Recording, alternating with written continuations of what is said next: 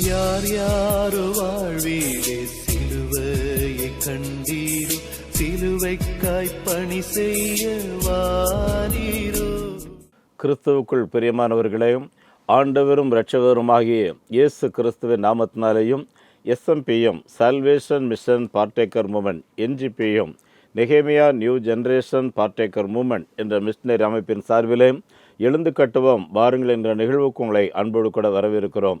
நம்முடைய ஆண்டவராகிய இயேசு கிறிஸ்து மரணத்தை ஜெயித்து உயிரோடு எழுந்த பின்பு தம்முடைய சீசர்களை பார்த்து சொன்ன வார்த்தை, மனம் திரும்புதலும் பாவம் மன்னிப்பும் உலகமெங்கிலேயும் இருக்கிற சர்வ ஜனங்களுக்கும் சொல்லப்பட வேண்டும் என்று சொல்லி லூக்கா 24வது அதிகாரம் 46, 47, 48 ஆகிய வசனங்களிலே நமக்கு கட்டளை கொடுத்திருக்கிறார்.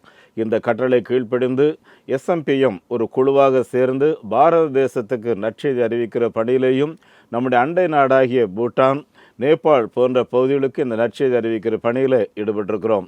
ஆண்டவரின் கிருபையினாலே நாம் செய்த ஊழியங்களை தேவன் கணம் பண்ணி கடந்த 72 மாதங்களிலே ஏறத்தாழ சுமார் 5975 பேருக்கு நாம் திருமுழு கொடுத்து முதல் தலைமுறை கிறிஸ்தவர்களாக அவர்களை உருவாக்கவும் 595 கிராமங்களில் சபையே இல்லாத கிராமங்களிலே சபைகளை ஸ்தாபிக்கிறதற்கும் 33 இடங்களிலே ஆலயங்களை கட்டி பிரதிஷ்டை செய்வதற்கும் தேவன் நம்மை பயன்படுத்தியிருக்கிறார்.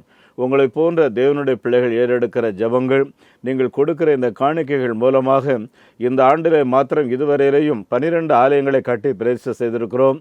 இன்னும் ஒரு 7 ஆலயங்கள் பிரதிஷ்டைக்கு ஆயத்தமாக இருக்கிறது.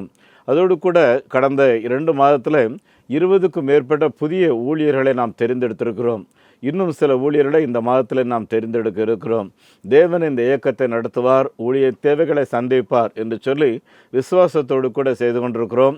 எந்த விதமான சேமிப்பும் கிடையாது. ஒவ்வொரு மாதமும் அந்தந்த மாத கடைசி வரையிலையும் உதவித்தொகைகள், ஆலயம் கட்டுவதற்கான காரியங்கள் என்று அனுப்புவதற்கு ஆண்டவர் உதவி செய்து வருகிறார்.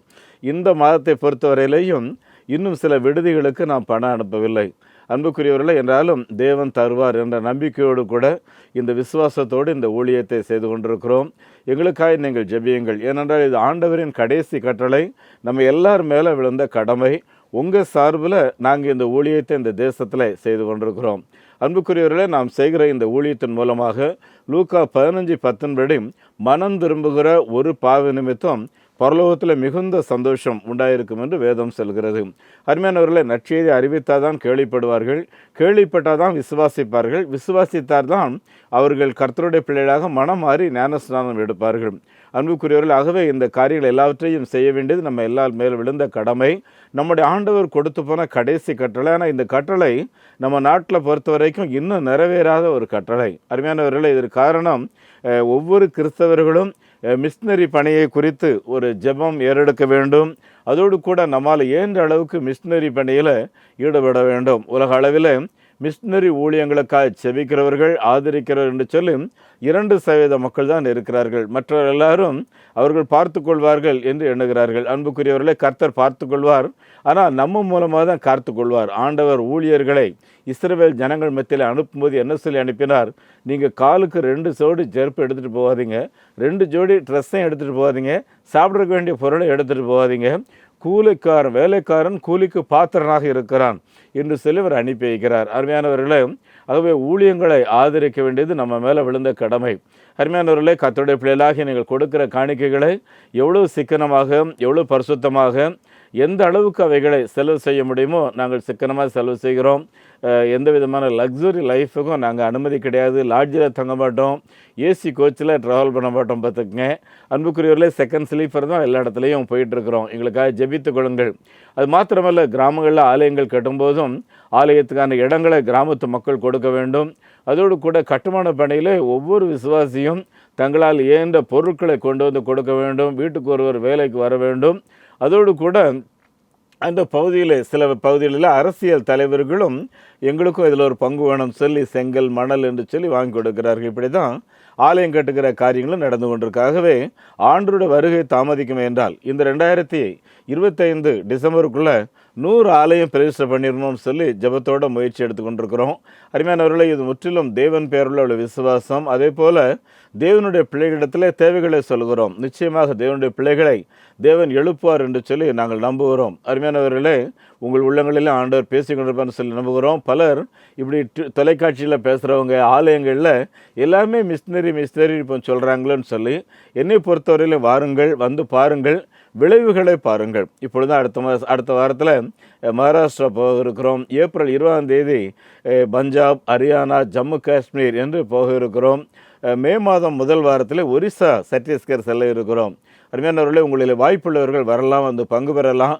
வந்து ஊழியங்கள் என்ன நடக்குது, எப்படி பேப்டிசம் கொடுக்காங்க, எப்படி ஆலயம் கட்டுறாங்க அப்படிங்கிறத நீங்கள் வந்து பார்க்கலாம். அதோடு கூட இப்போ விடுமுறைகள் விடப்போகுது. நிறைய இடங்களில் விபிஎஸ் பிளான் பண்ணி அதற்கான புஸ்தகங்கள்லாம் அனுப்பி விபிஎஸ்க்கான காரியங்கள் நடந்து கொண்டிருக்கிற, அதுக்காக ஜெபம் பண்ணிடுங்க. அருமையானவர்களே, கிராமங்களில் விபிஎஸ் நடத்துறதுக்கு ஒரு 2000 ரூபா தான் ஒரு ப்ரோக்ராமுக்கு செலவாகும் பார்த்துக்குங்க.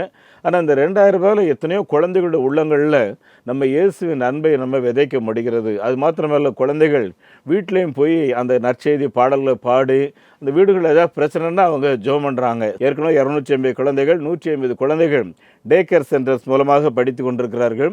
அதே போல் நம்பிக்கை தொலைக்காட்சியில் பார்த்திங்கன்னா ஒவ்வொரு வியாழக்கிழமை 8:30 மணிக்கும், சனிக்கிழமை 7:45க்கும், ஞாயிற்றுக்கிழமை காலையில் 6 மணிக்கும் வருகிறது.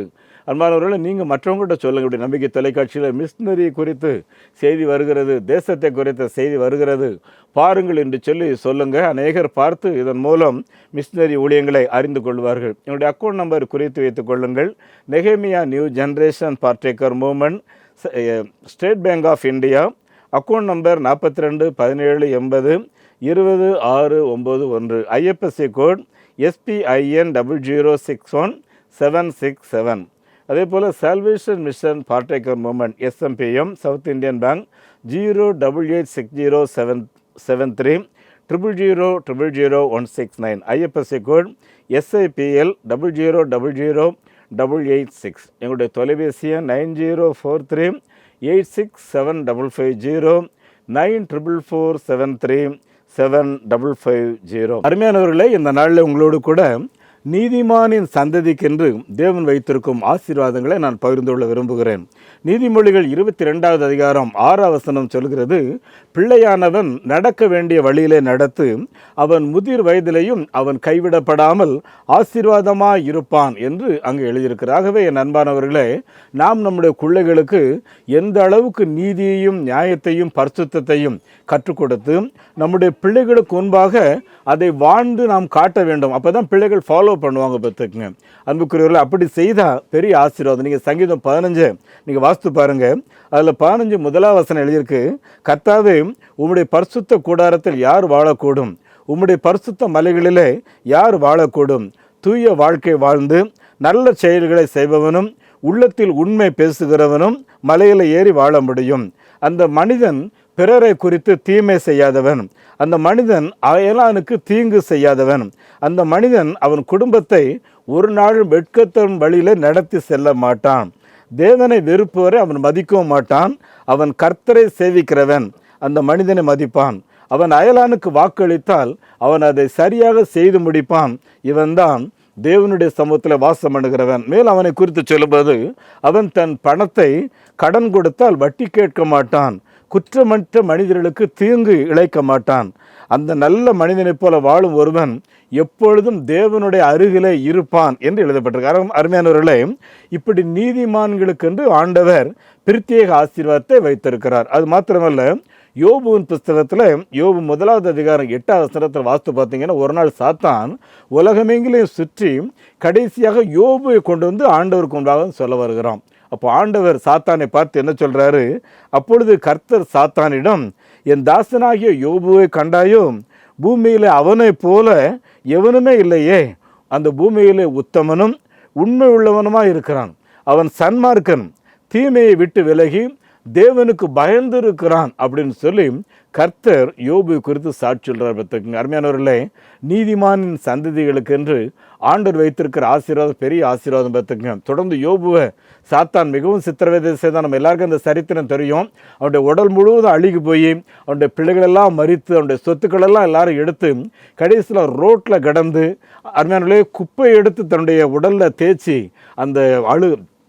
அந்த அரிப்பு எல்லாம் நீக்கி கொண்டிருந்தான். புழுக்களுடைய சரீரத்தில் ஓட ஆரம்பித்தோடைய மனைவி சொல்கிறாங்களாம், இவ்வளவு தூரம் நடந்தோம், இன்னும் கடவுளை தூசிச்சுட்டு அவன் ஜீவனை விடாமல் இருக்கியே, நீ ஒரு மனுஷனா அப்படின்னு சொன்னாங்களாம். அந்த யோபு சொல்கிறாரு, மகளே பைத்தியக்காரி மாதிரி பேசாதம்மா, கடவுளுடைய சமூகத்தில் எவ்வளோ நன்மைகளை நான் அனுபவித்திருக்கிறேன். அவர் என்ன கொடுத்திருக்கிறது தீமையும் நல்லதுதாம்மா.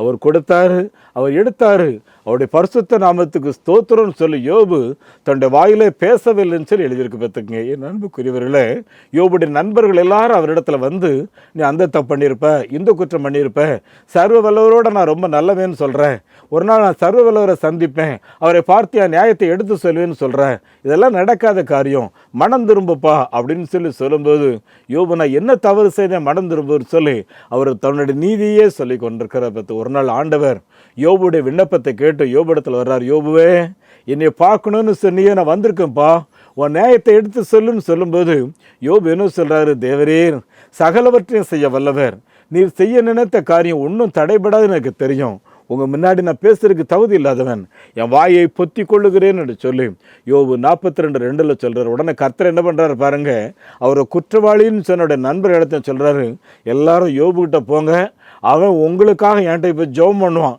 அவன் ஜெபம் பண்ணாதான் உங்களுக்கு வாழ்க்கை, அவன் முகத்தை பார்த்து உங்களுக்கு நான் வாழ்வு கொடுப்பேன் அப்படின்னு சொன்ன உடனே எல்லாரும் பயந்து ஆளுக்கு ஒவ்வொரு பொருள் எடுத்துகிட்டு யோபுட்ட போகிறாங்க. யோபு தன் சிநேகிதர்களுக்காக ஜெபம் பண்ணினான். பைபிள் எழுதியிருக்கு, நீதிமானோட யோபுடைய ஜெபத்தை கேட்டு கர்த்தருடைய ஃப்ரெண்ட்ஸை மாத்திரம் இல்லை அவருடைய குடும்பத்தெல்லாம் ஆசீர்வதித்தார். யோபு எதை இழந்தாரோ அது இரட்டத்தனையாய் பெற்றுக்கொண்டார் என்று சொல்லி பைபிள் எழுதியிருக்காது. நீங்கள் நீதிமான வாழ்ந்தீங்கன்னா உங்களுடைய சந்ததி 1000 தலைமுறை மட்டும் ஆசீர்வாதமாக இருக்கும். சங்கீதம் 22:30 எழுதியிருக்கு, ஒரு சந்ததி தேவனை சேவிக்கும், அந்த சந்ததி தலைமுறை தோறும் தேவனின் சந்ததி என்று சொல்லப்படும். உங்கள் மூலமாக உங்கள் குடும்பம், உங்கள் நாடு, உங்கள் வட்டாரம் ஆசீர்வாதமாக இருக்கணும், தவிர உங்கள் மூலமாக சாவு கேடும் வேதனையும் உள்ள ஒரு நாடாக நிறுத்தக்கூடாது. அருமையானவர்களே, கடைசி காலம் யோசித்து பாருங்கள், நான் நீதிமானின் பட்டியலில் இருக்கிறேன்னா இல்லைனா துன்மார்க்கின் பட்டியலில் இருக்கிறேன்னா, அப்படி இருந்தால் இன்றைக்கி அதை விட்டுட்டு வாங்க, இயேசு உங்களை அன்போடு கூட ஏற்றுக்கொள்வதற்கு ஆயத்தமாக இருக்கிறார். உங்களுக்காக நான் ஜெபிக்க விரும்புகிறேன். எங்கள் பரலோக பிதாவே, மனம் திரும்புகிற ஒரு பாவி நிமித்தம் பரலோகத்தில் மிகுந்த சந்தோஷம் உண்டாயிருக்கும் என்று சொன்னீரே, இந்த வார்த்தைகளை கேட்டு நான் இனி நீதிமானாய் வாழ வேண்டும், துன்மார்க்கம் துஷ்டத்தனத்துக்குள்ளாய் போகக்கூடாது என்று சொல்லி ஆண்டவரே இன்றைக்கு ஒப்பு கொடுத்த உங்களுடைய பிள்ளைகள் ஒவ்வொருவருக்காக உமக்கு ஸ்தோத்திரம். யாரெல்லாம் நஷ்டத்தோடும் நலிந்து போய் குடி பழக்கத்தோடும் அசுத்தமான வாழ்க்கையோடும் விபச்சாரத்திலையும் வேசித்தனத்திலையும் திருட்டுலையும் அன்றைய தவறான வருமானங்களை ஈட்டுகிறவர்களாக, அன்றைய கடத்தல் தொழிலில் ஈடுபட்டிருக்கிறவர்களாக யார் யார் இந்த வார்த்தைகளை கேட்கொண்டிருக்கிறார்களோ அவர்கள் இந்த நாள் தொடக்கம் நீதிமானின் பட்டியலில் இணைய வேண்டும். யோனத்தான் எட்வர்ட் குடும்பத்தை போல ஆசீர்வாதமான சந்ததியாக இருக்க வேண்டும் என்று சொல்லி ஆண்டவரே ஒவ்வொரு பிள்ளைகளையும் நான் ஆசீர்வதிக்கிறேன். இயேசு கிறிஸ்துவின் ரத்தம் ஒவ்வொரு மேலையும் தெளிக்கப்படட்டும். அவருடைய அக்கிரமத்திலிருந்து கழுவி ஆண்டவரே உம்முடைய பிள்ளைகளை புதுப்பித்து பரிசுத்த சந்ததியாய் நிலைநிறுத்தும். கர்த்தர் அப்படியே செய்கிறதற்காக ஸ்தோத்திரம். வேதனையோடு யாரெல்லாம் ஜெபம் பண்ணி கொண்டிருக்கிறார்களோ அவர்களுக்கு கர்த்தர் ஒரு ஆறுதலையும் சமாதானத்தை தருவீராக. அப்படியே நீர் செய்கிறதற்காக ஸ்தோத்திரம். இந்த நாள் தொடக்கம் தவறான ஆலோசனைகளுக்கு செவி சாய்க்காதவர்களாய் உம்முடைய பிள்ளைகளை காத்துக்கொள்ளும். ஆண்டவரும் வரமே இரட்சகருமாகிய இயேசு கிறிஸ்துவின் நாமத்தில் இந்த ஜெபத்தை கேட்கின்றேன் பிதாவே, ஆமேன். நம்முடைய ஆண்டவர் இயேசு கிறிஸ்துவினுடைய கிருபையும் பிதாவாகிய தேவனின் அன்பும் பரிசுத்த ஆவியானவரின் நடத்தல் பராமரிப்பு ஆசீர்வாதம் இந்த வார்த்தைகளை கேட்ட ஒவ்வொரு கர்த்தருடைய பிள்ளைகளோடும் தங்கியிருப்பதாக, ஆமேன். இந்த மாபெரும் நற்செய்தி பணியில் ஒரு ஆதிவாசி குழந்தைய நீங்கள் 600 ரூபாய் கொடுத்து படிக்க வைக்கலாமே, உங்களால் ஏன்ற தொகையை கொடுத்து ஒரு ஆலயங்கள் கட்டுவதற்கு தீர்மானம் எடுக்கலாமே, உங்களுடைய பங்குகள் என்ன?